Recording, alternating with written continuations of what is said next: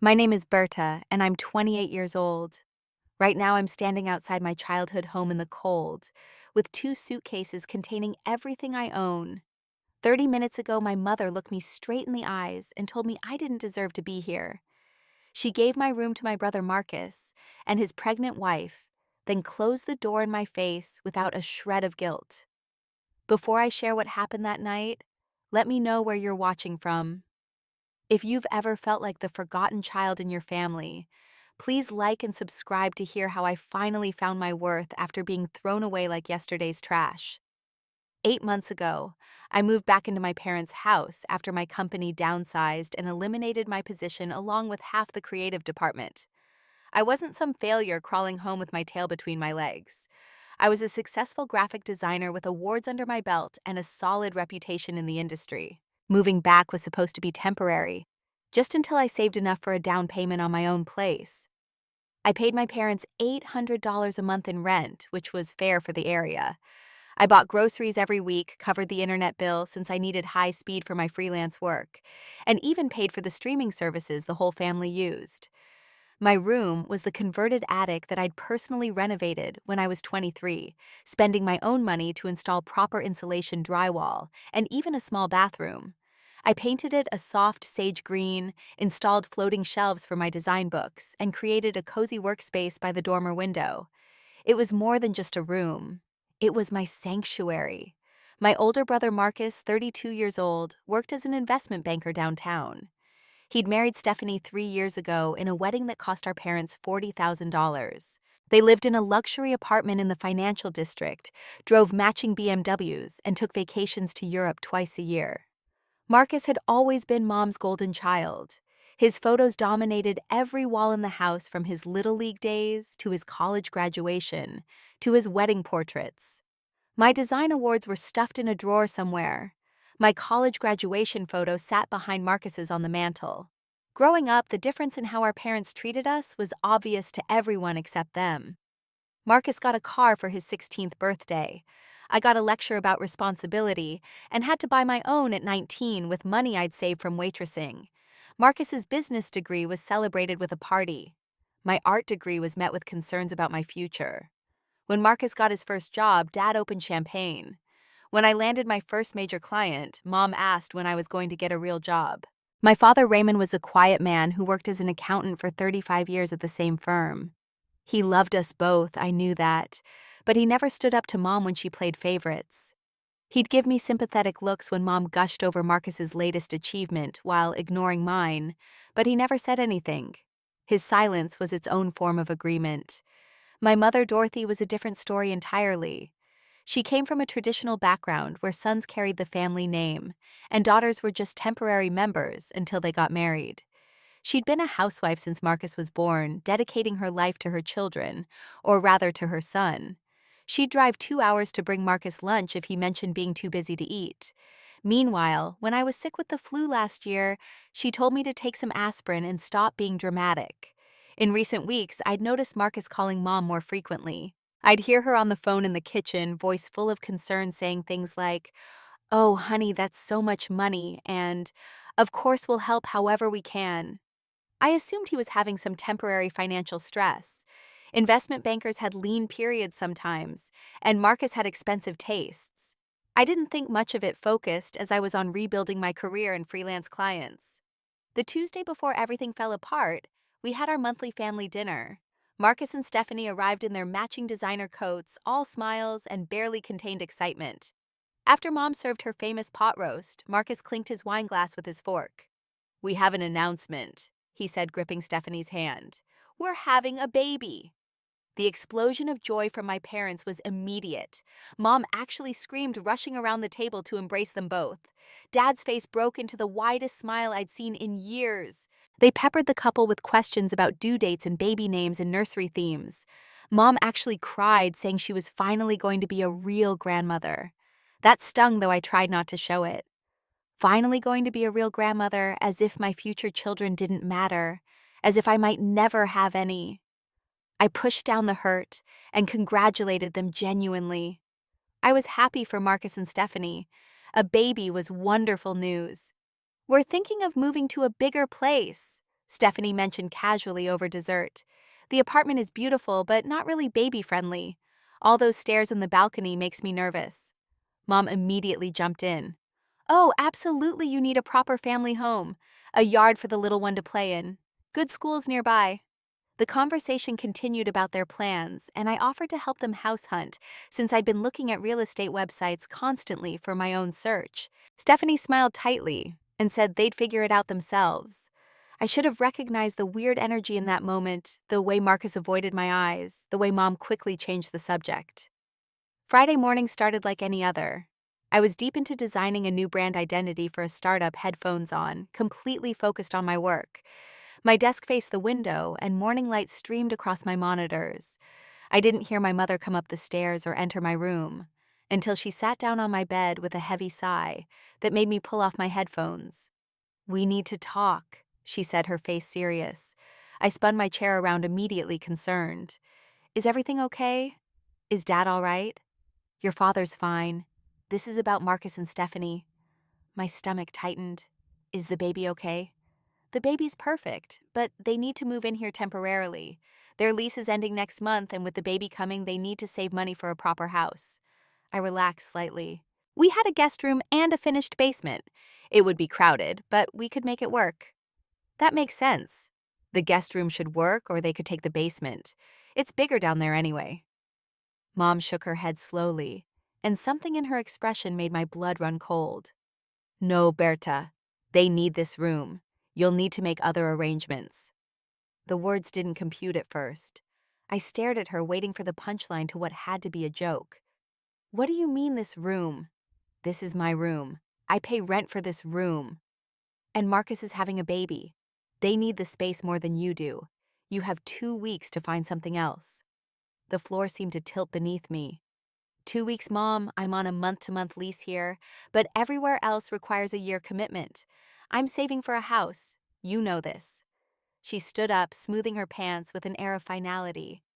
You're 28 years old, Berta. You're resourceful. You'll figure it out. But I live here. I pay rent. I buy groceries. I renovated this room with my own money. Her face hardened in that familiar way that meant the discussion was over in her mind. Marcus has real responsibilities now. A wife, a baby on the way. You're single, no commitments. It's easier for you to relocate. Easier, Mom. Do you have any idea what rent costs right now? I'm trying to save money. That's the whole point of being here. If you really loved your brother and your future nephew, you wouldn't make this difficult. There it was. The emotional manipulation she'd perfected over decades. I felt tears burning behind my eyes, but refused to let them fall. This has nothing to do with love. This is about you choosing Marcus over me like you always have. Dad appeared in the doorway, then his face uncomfortable. He knew what was happening, had probably known for days. Your mother and I have discussed this, and we think it's best for everyone. Best for everyone, or best for Marcus? Neither of them answered. Dad looked at the floor. Mom lifted her chin with that self-righteous expression she wore when she'd made up her mind about something. I've been helping you both for 8 months, I said, my voice cracking. I've been the perfect tenant, the perfect daughter, and you're really gonna throw me out? Nobody's throwing you out, Mom said coldly. We're giving you 2 weeks' notice. That's more than fair. Fair? You think making me homeless so Marcus can save money is fair? Don't be dramatic. You won't be homeless. Like I said, you're resourceful. She walked toward the door, Dad stepping aside to let her pass. Before leaving, she turned back with one final blow. Maybe this will motivate you to think about your future. Marcus is building a family, a legacy. You're almost 30, Berta. Still single, still renting, still playing with computers. It's time you grew up. The door closed behind them with a soft click that might as well have been a slap. I sat in my chair, staring at the space where they'd stood, trying to process what had just happened. My own parents were evicting me to give my room to my brother. The room I paid for, the room I'd built with my own hands and money. I thought about all the times I'd been pushed aside for Marcus, but this was different. This was cruel. This was them literally removing me from the family home to make room for their real family, the one that mattered. That evening, Marcus and Stephanie arrived for dinner as if nothing had happened. I watched from the stairs as they hung their coats, Stephanie's hand resting protectively on her still flat stomach in that performative way newly pregnant women sometimes do. Marcus avoided looking in my direction, keeping his eyes fixed on his phone, until Mom called us all to the table. Dinner conversation revolved entirely around their move. Mom had already been planning, apparently. She talked about converting my workspace area into a nursery corner, how the morning light would be perfect for the baby, how the private bathroom would be so convenient for middle-of-the-night changes. "Your room gets such beautiful eastern exposure," Stephanie said to me with a smile that didn't reach her eyes. "I've always loved how bright it is up there when we visited." That's when it hit me. They'd been in my room, recently, planning this. They'd walked through my private space measuring it for their future while I was probably downstairs making them coffee. "When were you in my room?" I asked quietly. Stephanie's smile faltered. Marcus finally looked at me, his expression defensive. "Mom showed us around last week when you were at your client meeting. We needed to see if it would work for us." "Last week? So this has been planned for a while." "Berta," Mom warned. "No, I want to understand. How long have you all been planning to kick me out?" "Nobody's kicking you out," Marcus said, his voice taking on that condescending tone he'd perfected in boardrooms. "You're being offered an opportunity to gain some independence." I laughed, but there was no humor in it. "An opportunity. That's what you're calling making me homeless." "You're being dramatic," he said, echoing Mom's earlier words. "It's just temporary while we save for a house." "Temporary? How long is temporary?" 6 months, maybe a year." "A year. You want me to find emergency housing so you can live rent-free in my room for a year." "It's not your room," Marcus said firmly. "It's Mom and Dad's house. They can decide who lives here." "I pay rent, and we're family with a baby on the way. Which do you think is more important?" I stood up from the table, my chair scraping loudly against the floor. "I need some air." In the kitchen, I tried to calm my breathing. Marcus followed me, closing the door behind him. "Why are you making this so difficult?" he asked. "Me, I'm making this difficult. You're taking my home." "It's not your home, Berta. You're just crashing here temporarily." "I pay $800 a month. I buy groceries. I pay bills. How is that crashing?" He sighed like I was a child throwing a tantrum.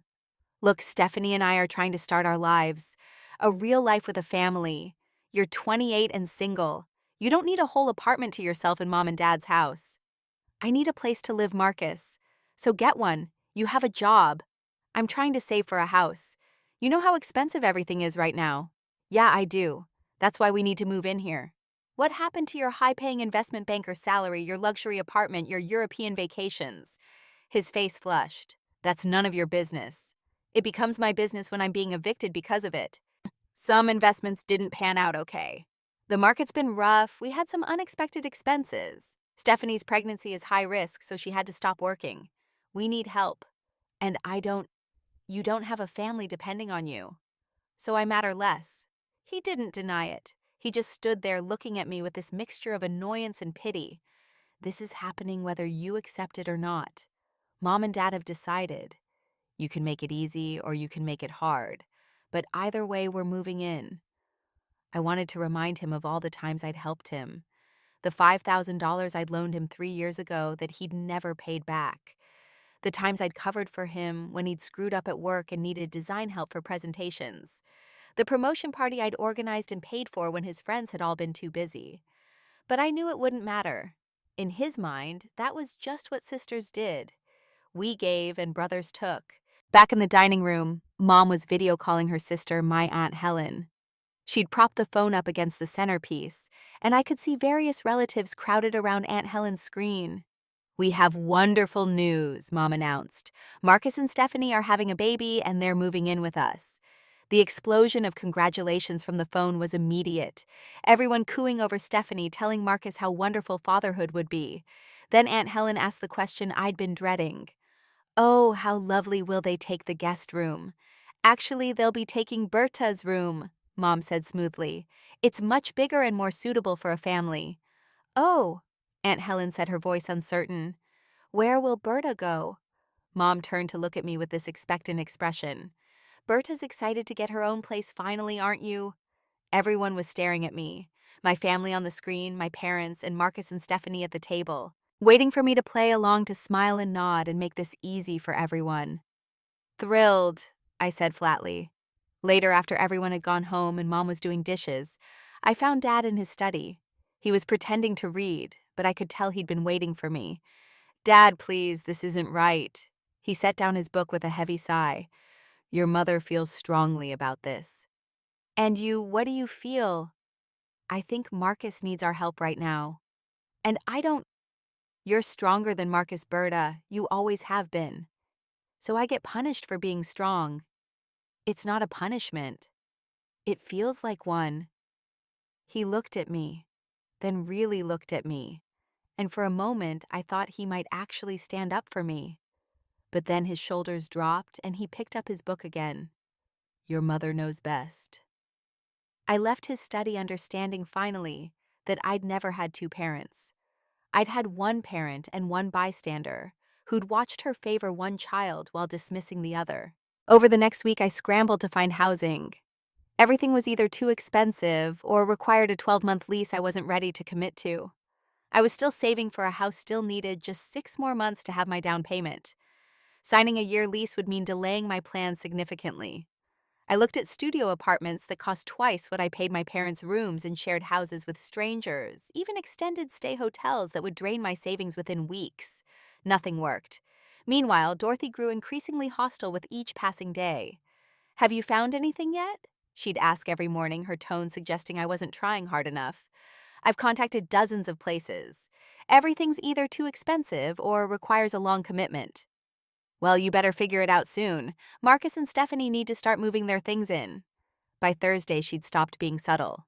You're dragging your feet on purpose, she accused over breakfast, trying to manipulate us into letting you stay.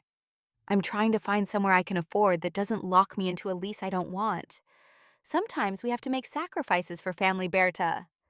Isn't that exactly what I'm doing, sacrificing my home for Marcus? She slammed her coffee cup down. You're living in our house. Marcus is our son with a pregnant wife. The situations are not comparable. I'm your daughter, who's almost 30 with no husband, no children, no real future that I can see. Marcus is building something. You're just existing. Saturday morning, I woke to voices and footsteps on the stairs. I opened my door to find Marcus and Stephanie in the hallway, with boxes followed by two men I recognized as Marcus's college friends. What's happening? I asked, though I already knew. We're moving some things in, Marcus said, not meeting my eyes. Mom said you'd be out by today. Today, I still have until tomorrow. We have the truck today, Stephanie said sweetly. It just makes sense to start now. I looked at my room, my sanctuary, with my things still everywhere. My computer set up, my bookshelves, my clothes in the closet. Where am I supposed to put my stuff? Mom appeared at the top of the stairs carrying garbage bags. Here, you can use these. Garbage bags. She was literally having me pack my life into garbage bags. I need more time, I pleaded. You've had a week, she said coldly. Start packing. What followed was the most humiliating experience of my life. While Marcus and his friends carried in nice boxes and furniture, I threw my belongings into trash bags. Stephanie stood in my room with a measuring tape, openly planning where things would go while I was still packing. The crib will go perfectly under that window, she said to Marcus. And we can put the changing table where her desk is. My desk, where I worked, where I created, reduced to just something in the way of a changing table. I tried one more time, pulling Mom aside in the hallway. Please just give me 3 more days. I'll pay extra rent. I'll sleep on the couch. Anything. Her face contorted with anger. This isn't about money, Berta. Why can't you understand that? This is about family, about priorities, about growing up and accepting that the world doesn't revolve around you. I never thought it did. I just thought I mattered enough to not be thrown out like garbage. You're being dramatic again. Nobody's throwing you out. We're asking you to be an adult and find your own place like normal people your age do. Normal people have time to plan. Normal people don't get evicted by their parents with 2 weeks' notice. Normal people have their lives together by 28. Normal people have families, careers that matter, something to show for their years on this earth. I have a career. Drawing pictures on a computer isn't a career, Berta. It's a hobby you've somehow convinced people to pay you for. Marcus works with million-dollar portfolios. He's building wealth security, a future for his family. You make logos for companies that probably won't exist in 5 years. Each word was designed to hurt, and they did. But the next one's destroyed something in me. Your brother is giving us grandchildren, continuing our family legacy. He's making us proud. You're nearly 30, wasting your life on computers and drawings, no closer to giving us anything meaningful than you were at 18. Maybe this will motivate you to actually do something with your life, instead of playing pretend in your childhood bedroom. I stood there shaking as she delivered her final blow. You don't deserve to be here, Berta. Marcus does. He's earned it by being the son we always hoped for. You're just taking up space that could be used for our real family. She turned and walked back into my room, where Stephanie was now openly planning the nursery with Marcus, discussing paint colors, while I stood in the hallway with garbage bags full of my life. By afternoon, they'd moved enough of their things in that there was no room for me, even if I'd been allowed to stay. I made multiple trips to my car, loading everything I owned while neighbors watched from windows. Mrs. Patterson from next door gave me a sympathetic look, but said nothing. Everyone could see what was happening, but no one would interfere in family business. When the last bag was loaded, I stood at the front door one final time. Dad was in his chair pretending to read the paper. Mom was helping Stephanie arrange things upstairs. Marcus was directing his friends where to put furniture. I'm leaving, I announced to no one in particular. Dad looked up briefly. Drive safe, he said, then returned to his paper. Mom appeared at the top of the stairs. Don't forget to leave your house key. My house key. Like I was a fired employee being escorted from the building. I pulled the key from my keychain and set it on the entrance table, where it landed with a small clink that sounded like finality. I walked to my car without looking back. As I drove away, I saw them through the living room window, all gathered together laughing about something. The perfect family now that the imperfect piece had been removed. That first night I slept in my car in a Walmart parking lot. My back seat was crammed with garbage bags, my front seat reclined as far as it could go. I'd found a 24-hour gym earlier where I could shower, and I'd gotten a membership just for that purpose. My phone had been buzzing with messages from friends who'd seen my cryptic social media post about needing temporary housing, but most could only offer a couch for a few nights. I worked from coffee shops during the day, buying the cheapest drink possible and making it last hours while I used their Wi-Fi. My freelance clients didn't know I was essentially homeless, responding to emails from a corner table, while my entire life sat in garbage bags in my car. At night, I rotated between parking lots, trying not to stay in one place too long to avoid security or police attention. 3 days into this nightmare, my phone rang with a call from Emma, my college roommate who I'd lost touch with after graduation. She'd seen my post through mutual friends.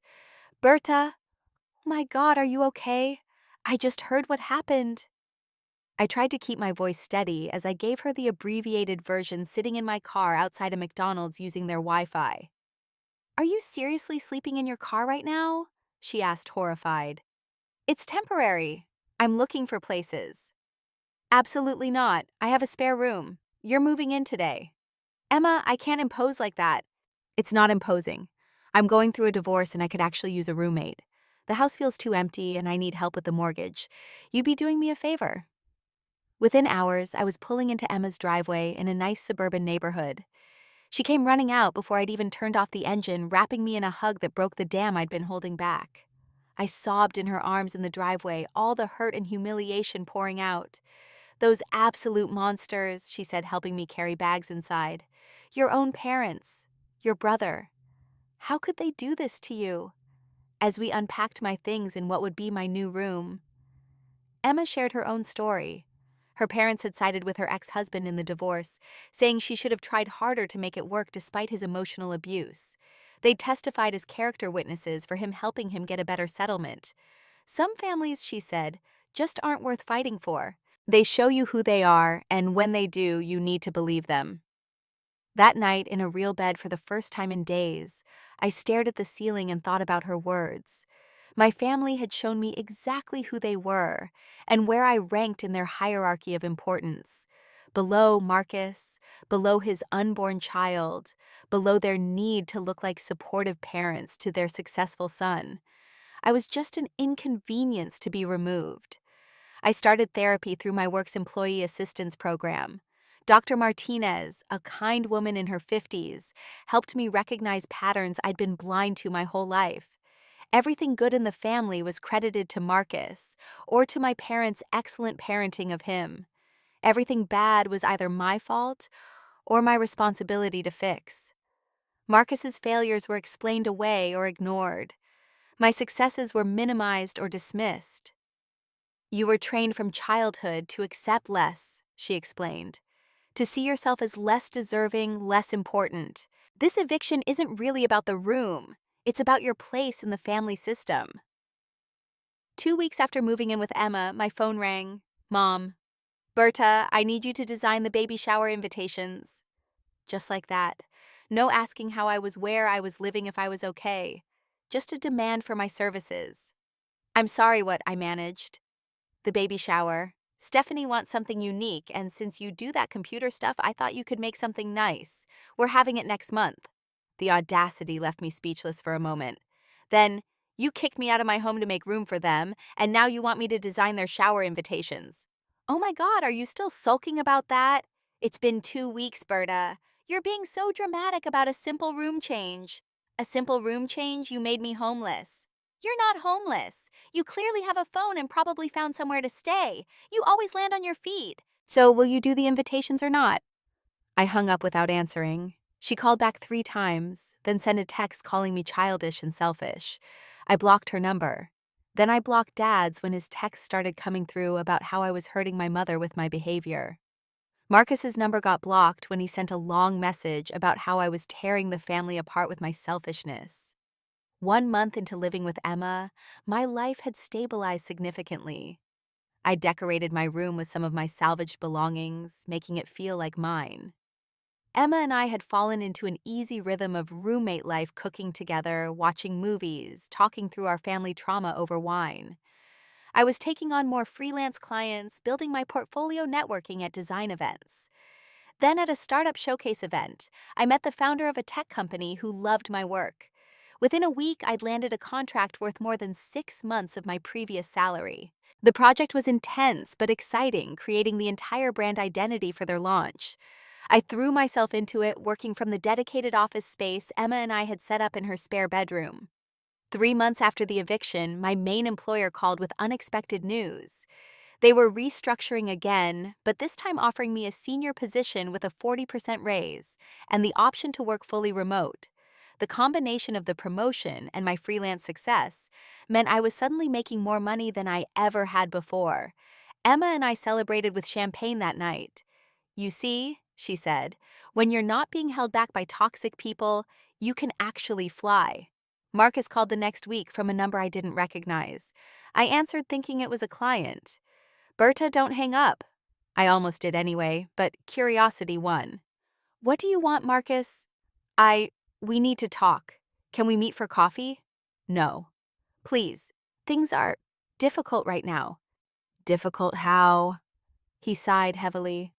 Living with Mom and Dad isn't what we expected. They have all these rules. We can't have friends over without permission. Mom criticizes everything Stephanie does. Dad keeps making comments about my career choices. They treat us like children. I laughed. Actually laughed. You're living rent-free in my former room, and you're complaining about rules. It's not rent-free. They're charging us $500 a month. I paid $800.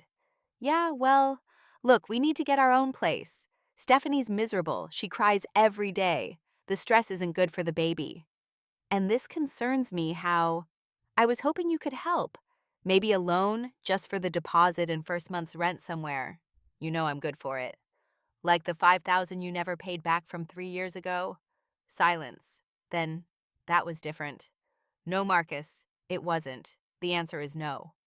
Berta, please. We're family. Were we family when you took my room, when Mom told me I didn't deserve to be there, when you all made me pack my life into garbage bags while you measured my space for a nursery? That wasn't personal. It was entirely personal. I'm sure Mom and Dad can help you. After all, you're the one with real responsibilities, remember. The one building a legacy. I'm just playing with computers. I hung up and blocked that number too. 6 months after being evicted, I stood in my new condo holding the keys. It was small, but perfect in a trendy neighborhood with coffee shops and galleries within walking distance. The down payment had wiped out most of my savings, but the mortgage was manageable with my new income. Emma helped me move in, bringing a bottle of champagne and a houseplant. "I'm going to miss having you as a roommate," she said, "but I'm so proud of you. Look what you've accomplished in 6 months." The housewarming party was small, but perfect. Friends from work, some freelance clients who'd become friends, Emma and her new boyfriend, people who actually celebrated my success instead of diminishing it. I posted photos on social media knowing my family would see them through mutual connections. Sure enough, within hours, a comment appeared from my mother's account on a mutual friend's share of my photos. "Must be nice to waste money on yourself instead of helping family." I deleted the comment and instructed my friends to block her. The freedom that came with that simple action was intoxicating. A week later, Dad called from his office number. I answered because I thought it might be important. "Your mother's hurt that you haven't shared your new address," he said without preamble. "She's hurt. That's rich. Berta, this has gone on long enough. You need to apologize and come home." Apologize for what? Being evicted. Come home. I have a home, Dad. One I bought myself, one where I'm actually wanted. Your mother only wanted what was best for Marcus and the baby. And what about what was best for me? You're doing fine. You always do. Marcus needed our help. I needed your help too. I needed parents who saw my worth, who celebrated my achievements, who didn't throw me out like trash the moment Marcus needed something. You're being dramatic. No, Dad. For the first time in my life, I'm being honest. And honestly, I'm better off without any of you. I hung up and felt another chain break. 8 months after the eviction, I received a wedding invitation from my cousin Sarah. I debated not going, but decided I wanted to show up as the person I'd become, not the broken woman they'd thrown out. I bought a designer dress I could actually afford, now got my hair professionally done, and arrived at the venue feeling confident and whole. The family whispers started immediately. I looked good, I knew that. Success and happiness had a way of showing on a person. I mingled with cousins and aunts, sharing stories about my new condo and exciting projects, watching their surprise at my transformation. Marcus approached me during cocktail hour. Stephanie was beside him, heavily pregnant, now looking exhausted. The glow of pregnancy had been replaced by something harder, more desperate. "Berta," Marcus said quietly, "you look well." "I am well. Listen, I wanted to apologize. What happened? It wasn't right." I studied him. He looked older, stressed. The confident investment banker swagger was gone. "What do you want, Marcus?" "We're still at Mom and Dad's," he admitted. "It's been hell. They control everything. The nursery is actually in the garage because Mom decided she wanted your old room as her craft space. Can you believe that?" I could actually. It was perfectly on brand for Dorothy. Promise Marcus something to get what she wanted, which was me gone, then change the terms once she had control. "Stephanie can't take it anymore," he continued. "We need to get out, but we can't afford the deposits and moving costs right now." I was hoping. The answer is still no, Marcus. "We're family," Stephanie said, her voice desperate. "The baby's coming soon. Don't you want your nephew to have a proper home?" "You mean like the home I had, the one you took from me?" "That was different," Marcus started. "It really wasn't. You made your choice. Live with it. Or better yet, ask Mom and Dad for help. After all, you're the ones with real responsibilities." I walked away, leaving them standing there. Later during the reception, Mom cornered me near the bar. She looked older too, but her expression was still that same combination of judgment and disappointment. "You look nice," she said, though it sounded like an accusation. "Thank you. I see you're doing well for yourself. Must be nice to have all that money to spend on yourself." "It is nice, actually. Very nice. Your brother could use your help. My brother could have used my room 8 months ago. Funny how things work out." "You're still holding on to that. My God, Berta, you're so selfish. Marcus has a baby coming. And I had a life, a home, parents I thought loved me. We all lost something, I guess." She started to launch into one of her prepared guilt trips, but I cut her off. "You told me I didn't deserve to be there, remember? You were right. I deserved so much more. A family who saw my worth, celebrated my success, supported my dreams. I didn't deserve to be treated like a disposable inconvenience the moment Marcus needed something. So thank you, Mom. Throwing me out was the best thing you ever did for me. I left the wedding early, driving home to my condo with the windows down and music playing. Emma was waiting with wine and takeout, ready to hear all the details. Over the next months, the therapy continued. Martinez helped me work through decades of conditioning. The constant message that I mattered less, deserved less, was worth less than my brother. We talked about how families create roles for children, and how breaking free from those roles often meant breaking free from the family itself. I learned about boundaries. Real boundaries, not just physical distance, but emotional protection.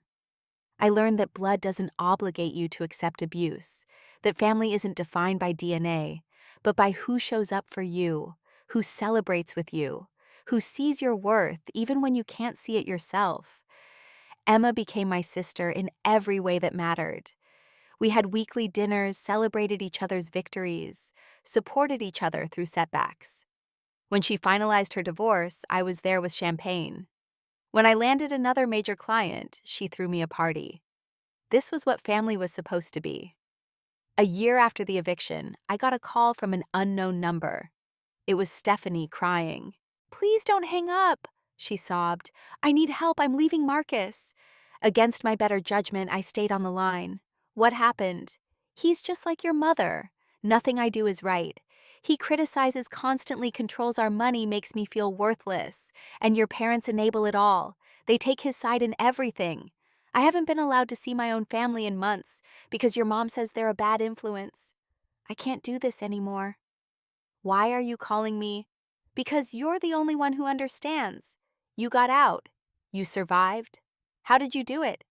I gave her Emma's number. Emma had space now that I'd moved out and was looking for a roommate. It wasn't my job to save Stephanie, but I could point her towards someone who might help.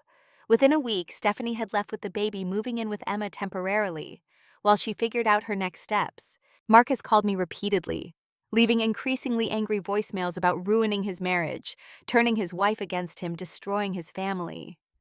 I didn't respond. Mom sent long emails about how I'd torn the family apart, how I'd stolen her grandchild, how everything was my fault. I didn't read them, just archived them in case I ever needed evidence of harassment.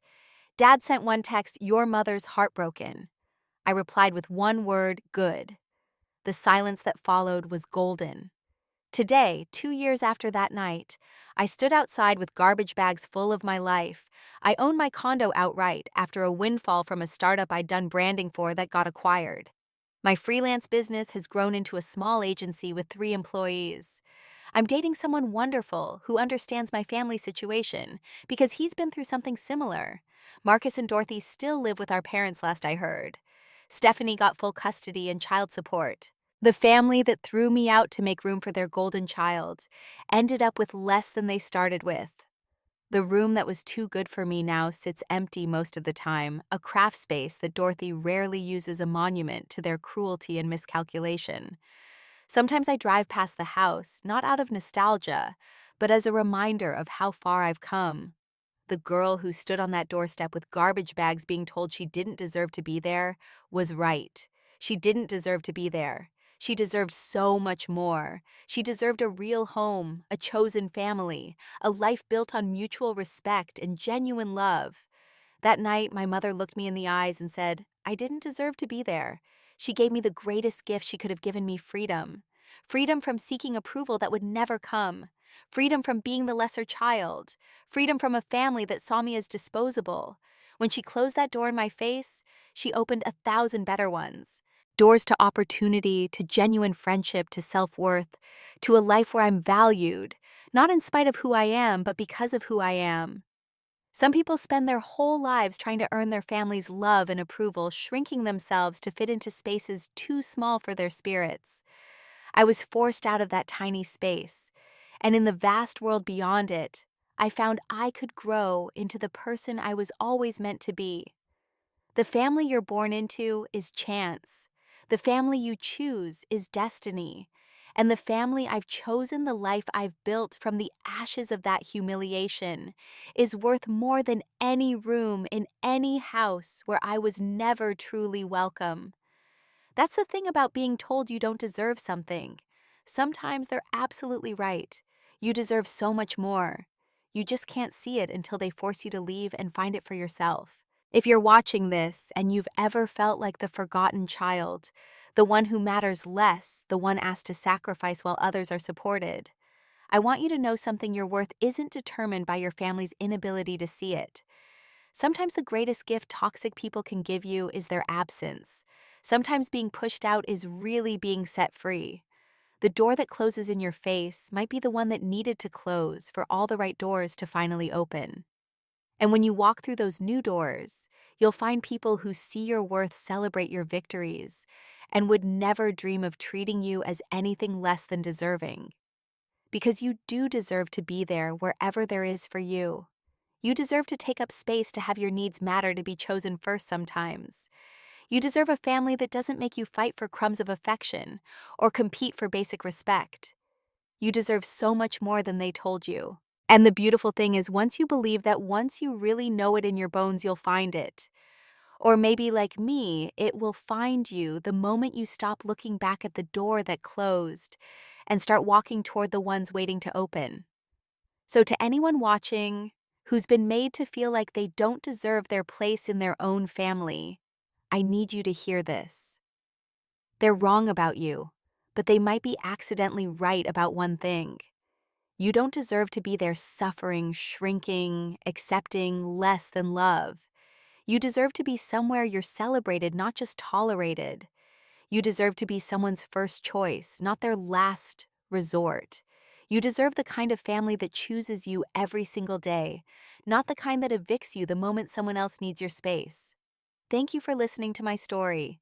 If this resonated with you, if you felt that ache of being the unfavored child, please share your own story in the comments. Let's build a community of chosen family of people who understand that sometimes the family that matters most isn't the one you're born into, but the one you build from the ashes of what they burned down. Have you ever had to choose yourself over family who didn't choose you?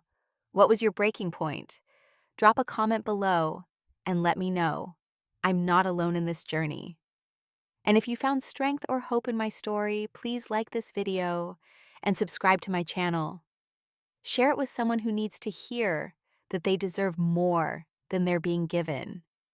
Together, we can rewrite the narrative that family means accepting mistreatment. Thank you for being here with me, for witnessing my truth, and for maybe seeing a piece of your own story in mine. Remember, you deserve to be there wherever you're there is meant to be.